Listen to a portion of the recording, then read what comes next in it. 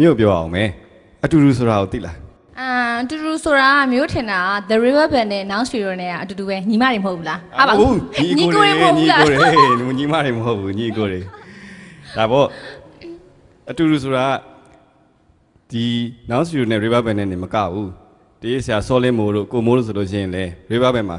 Now နဲ့အတူတူကိုတို့ Melody ဘောမှာအခြေပြုပြီးနေကြတဲ့သူတွေကြီးပဲလေပြီးတော့စောလင်းမိုးဆိုလို့ရှိရင်အခုတို့အတူတူဆွဲတဲ့ချင်းတောင်ရေးထားပေးသေးတယ်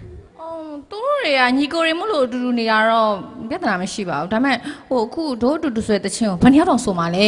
ဒို့အတူတူဆိုမှာတော့2ယောက်တည်းဆိုမှာပေါ့2ယောက်လားဟဲ့အဲ့ဆိုပြေးပါအောင်ဒါနဲ့မိုးမိမောင်နဲ့ဆိုမှာโอเคအဲ့ဆိုရင်အဲ့တော့ဒါနဲ့တေးဆရာစောလင်းမိုးရဲ့ဒို့အတူတူဆိုတဲ့တချင်းကိုဒီဆိုပေးဖို့အတွက်ဒါနဲ့မိုးမိမောင်ကိုဖိတ်ခေါ်ပါတယ်